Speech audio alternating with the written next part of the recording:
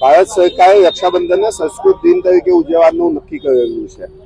સંસ્કૃત દિનનો આ પ્રથમ દિવસ હતો, જેની અંદર બાળકોમાં, વિદ્યાર્થીઓમાં અને સામાન્ય પબ્લિકની અંદર સંસ્કૃત ભાષા પ્રત્યેનું મહત્વ, સંસ્કૃત ભાષા પ્રત્યેની જાગૃતિ આવે અને એના દ્વારા સંસ્કૃતનો પ્રચાર પ્રસાર થાય એ માટેની આખી રેલીનું આયોજન કરવામાં આવ્યું હતું। આ રેલીની અંદર બહોળી માત્રામાં વિદ્યાર્થીઓ સમ્મિલિત થયા હતા।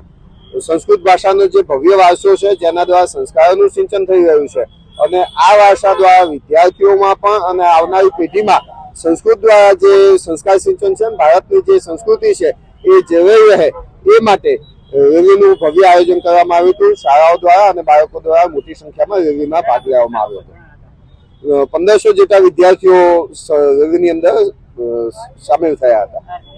ગુજરાત સરકારના શિક્ષણ વિભાગ દ્વારા સંસ્કૃત ભાષાના સંવર્ધન માટે ગીતાના શ્લોકો અને ગીતાના અધ્યયનો એ દરેક ધોરણમાં સમ્મિલિત કરવામાં આવ્યા છે અને ધોરણ 5 થી લઈ અને 12મા ધોરણ સુધી સંસ્કૃત વિષયની અંદર ગીતાના શ્લોકો અને ગીતા એક આખા અભ્યાસક્રમ તરીકે સમ્મિલિત કરવામાં આવ્યું છે। રેલીની અંદર અમે સંસ્કૃતની અંદર ગરબા, લોકોનો સંકલ્પ એવો હોય કે ગરબા કે શ્લોકો જે છે એ એટલા સુગમ્ય કે યાદ રાખી શકાય એવા નથી, એટલે સંગીતમય રીતે અને વૈબદ્ધ રીતે સંસ્કૃતની અંદર ગરબા, સંસ્કૃતના શ્લોકો એ વિવિધ ટેબલો દ્વારા, પ્રદર્શનની દ્વારા કરવામાં આવેલા હતા। 5 જેટલા ટેબલો હતા, જેની અંદર વલભી વિદ્યાપીઠથી લઈ અને સંસ્કૃત ભાષાના જે સાહિત્ય છે તેનું પણ પ્રદર્શન કરવામાં આવ્યું હતું અને એ તમામ ટેબલોની અંદર સંસ્કૃતના શ્લોકો, ગીતાના શ્લોકો અને સંસ્કૃતના ગરબા એ પણ વગાડવામાં આવ્યા હતા, જેથી સંસ્કૃત લોકોને સાંભળવામાં પણ મજા આવે અને એની જે મધુરતા છે એ પણ રેલાવી શકાય।